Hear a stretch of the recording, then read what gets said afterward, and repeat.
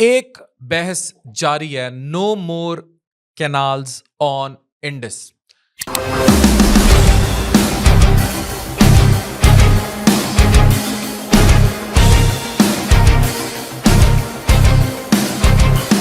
दरियाए सिंध को बचाओ, सिंधु दरिया को बचाओ।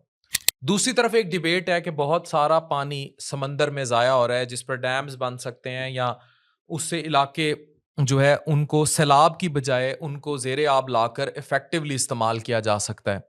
लेकिन इस डिबेट में बहुत सारे हकाइक हैं और ये हकाइक हमने कुछ डॉन न्यूज़ से भी लिए, कुछ लोगों से बात भी हुई और फिर एक तफसीली जायज़ा आप तक पेश किया जा रहा है। और इसमें ये बात बड़ी फैक्ट है कि सिंध के जो बासी हैं उनका बुनियादी हक है इंडस रिवर पे, इंडस सिविलाइजेशन पे, जो कई हजार साल पुरानी है और उनकी बात को मद्देनजर रखना होगा। अब हम इस वीडियो की तफसीलात में जाते हैं, सुनिए और समझिए कि असल हकाइक हैं क्या। सिंध की सरजमीन को आजकल एक टेंशन से गुजरना पड़ रहा है। हर तरफ एक ही आवाज है, सिंधु दरिया को बचाओ, no more canals on Indus river.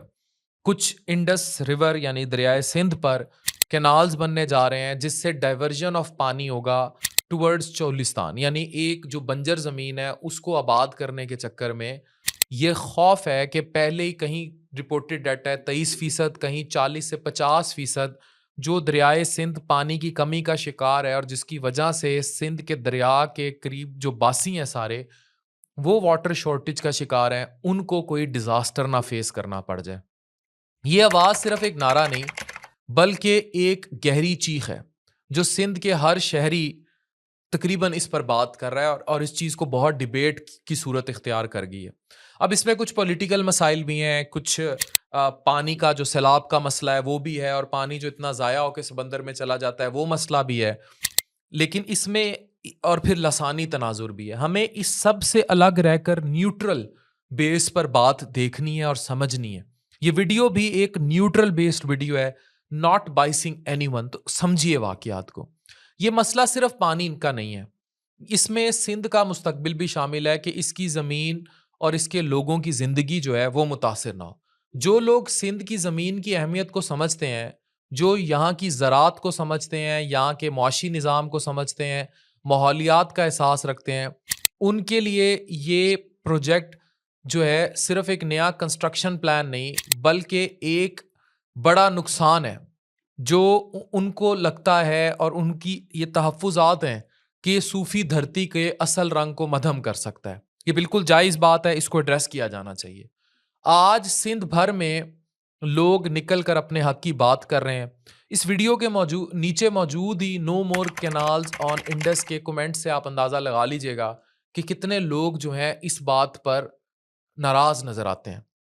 किसान, स्टूडेंट्स, सिविल सोसाइटी के अफराद और हर तबके पर नज़र रखने वाले लोग इस पर नाला हैं। एटलीस्ट मुतमईन नहीं किया गया, सॉर्टेड नहीं है मैटर।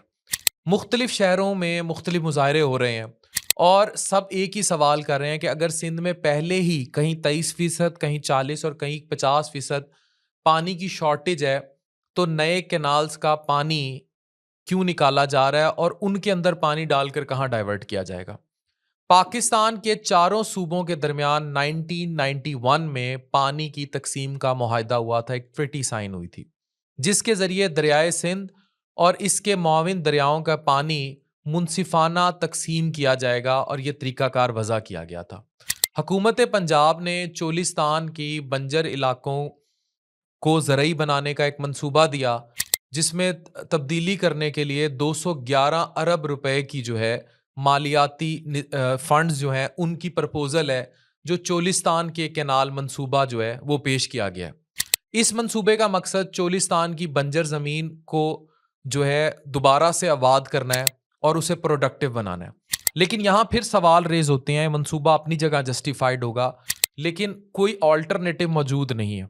अगर एक दरिया जिसमें पहले से पानी कम है उसकी डाइवर्जन है तो फिर जिनसे पानी लिया जा रहा है क्या उनको ऑन बोर्ड लिया गया है, ये कुछ क्वेश्चंस हैं। पानी की बेहतर इंतज़ाम और ज़रूरी तरीक़ों के ज़रिए ये जो एरिया जो होगा इसकी प्रोडक्टिविटी इन्हांस की जाएगी। ऐसा तजर्बा भारत भी कर चुका है लेकिन उस तरह कामयाब नहीं हुआ था। चोलिस्तान की जो ज़मीन है वहाँ 50 डिग्री सेंटीग्रेड तक टेम्परेचर दर्जा हरारत होता है, बंजर सॉल्टी ज़मीन है, उसकी आबादकारी पर इतना रुपया खर्च करना भी किसी तौर तहकीक उस पे मज़ीद होनी चाहिए। सिंध हुकूमत ने इस मंसूबे पर तहफ़्फ़ुज़ात का इज़हार किया है और अरबाब इख्तियार ने इन फ़ैसलों पर उनको ऑन बोर्ड लेकर चलने की भी पूरी सही की जा रही है कि ऑन बोर्ड लेकर चला जाएगा। अब वज़ीर आबपाशी सिंध जो हैं जाम खान शोरो, उनके मुताबिक जो है सिंध पहले ही पानी की किल्लत का शिकार है। मैंने आपको बताया कि कुछ डॉक्यूमेंट्रीज़ में मैंने फ़ॉरेन डॉक्यूमेंट्रीज़ ली इस वीडियो के लिए, कहीं 23%, कहीं 40, कहीं 50%, इवन बहुत सारे डाटा में 50 टू 60% तक शॉर्टेज दरियाए सिंध में रिपोर्ट की जा रही है। यानी कि अगर हम सिंध से पानी डाइवर्ट करते हैं कैनाल्स के ज़रिए, तो चोलिस्तान जो है एक और चोलिस्तान लिखा जा सकता है, और जो पहले से जिस चोलिस्तान को आबाद किया जाएगा उसकी भी प्रोडक्टिविटी क्वेश्चन मार्क है। अब सवाल ये है कि क्या ये सिंध की ज़मीन को और खुश्क साली दे सकता है? ये कहा जा रहा है कि एक नया ये जो नए 5 या 6 कैनाल्स का जो मंसूबा है, वो मुकम्मल तौर पर मशवरे किए बगैर जो है उसकी इम्प्लीमेंटेशन की बात की जा रही है।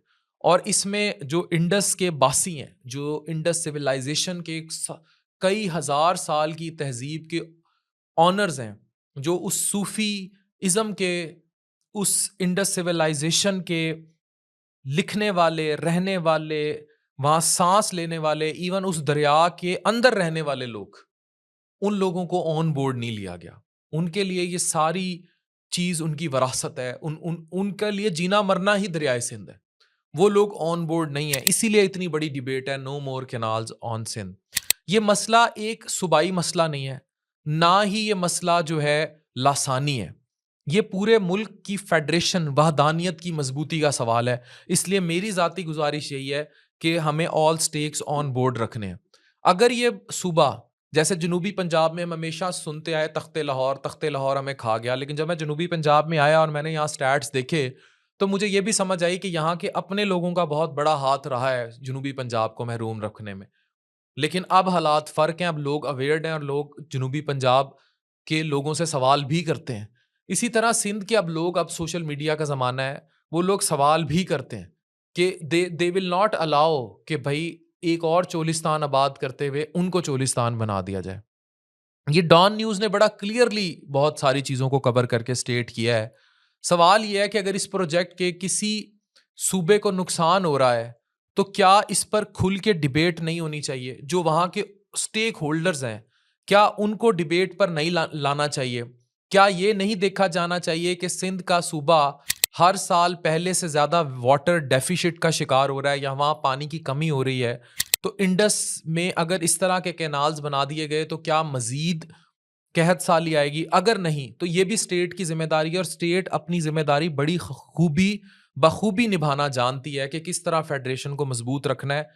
और अगर ये मंसूबा यकीनी तौर पर स्टेट समझती है कि ये फ़ायदेमंद है पाकिस्तान के लिए, फेडरेशन के लिए, तो इसमें फिर सिंध के बासियों को ऑन बोर्ड लेना, या वो लोग जो इंडस सिविलाइजेशन के ऑनर्स हैं, उनको ऑन बोर्ड लेना बहुत ज़रूरी है, यानी उनकी मर्ज़ी शामिल होनी चाहिए। क्या ये सोचना ज़रूरी नहीं कि इस प्रोजेक्ट का असर सिर्फ आज नहीं बल्कि आने वाली नस्ल पर होगा?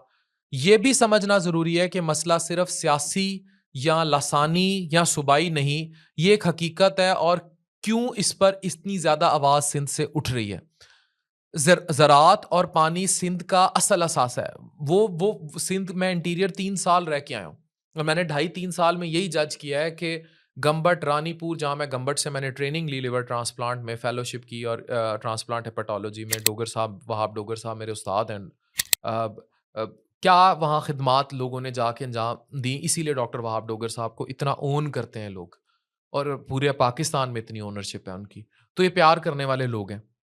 अगर हम ज़राअत और पानी जो असल असासा है, अगर ये मसाइल उनके लिए बढ़ जाते हैं, तो वो बेचारे पहले ही, जो सिंधी लोग हैं, वो बेचारे पहले ही बेरोज़गारी और बहुत सारी और महरूमियों का शिकार हैं। तो जो जिस पर उनकी मेजर डिपेंडेंसी है ज़राअत पर, क्या उसको डाइवर्ट कर देना चोलिस्तान में एक वाइज़ डिसीजन होगा? हर साल सिंध की ज़मीन पानी की कमी की वजह से बंजर होती जा रही है। नए कैनाल बनाने से सूरत हाल खतरनाक हो सकती है। ये काम करना मेरा नहीं है। I am not the man who is right person कि जो इस पर आंसर करे। लेकिन जो सवाल उठ रहे हैं बतौर अ जर्नलिस्ट, बतौर a person who is a influencer, मैं एक मुद्दा, एक मुकदमा रख रहा हूँ सोशल मीडिया पर आपके सामने कि हमें ये सवाल एड्रेस करने हैं। और ऐसी ही बात सिर्फ मैंने नहीं की, डॉन न्यूज़ की मुकम्मल रिपोर्ट्स हैं इस बात पर, इवन डॉक्यूमेंट्रीज बन रही हैं कि ये मंसूबा स्टेक होल्डर्स को ऑन बोर्ड लिए बगैर और हकाइक समझे बगैर कहत साली की तरफ जा सकता है और खतरनाक साबित हो सकता है। अब सिर्फ ये देखें कि इस आवाज को सुना जाता है या नहीं, क्या ये फैसला किस फॉर्म में री इम्प्लीमेंट किया जाता है और इसमें सिंधियों को कितना ऑन बोर्ड लिया जाता है और फेडरेशन की बका को किस तरह देखा जाता है और मजबूती से किस तरह बांटा जाता है। ये वो सवालात हैं जो हम सबको एड्रेस करने पड़ेंगे। फिलहाल सिंधु दरिया को बचाओ, no more canals on Indus की तहरीक चल रही है और मेरी रिक्वेस्ट है, फरियाद है, बीइंग अ पढ़ा लिखा इंटेलेक्चुअल ऑफ दिस कंट्री, कि हमें जो स्टेक होल्डर्स हैं, जो सिंध इंडस सिविलाइजेशन के वारिस हैं, उनके तहफ़्फ़ुज़ात को ज़रूर एड्रेस करते हुए जो फेडरेशन मुल्क के लिए अच्छा है, रियासत उसी का फ़ैसला करे, जो जिससे फेडरेशन भी बचे, हमारे बिजली के मसाइल और जो हमें इरिगेशन के मसाइल को हल करना है या जो हमें जो है ये फार्मिंग करनी है, उन मसाइल को भी हल किया जाए और मुल्क भी तरक्की करे। लेकिन सारे हाथ आपस में ऐसे जुड़े होने चाहिए। This is important. Thank you very much.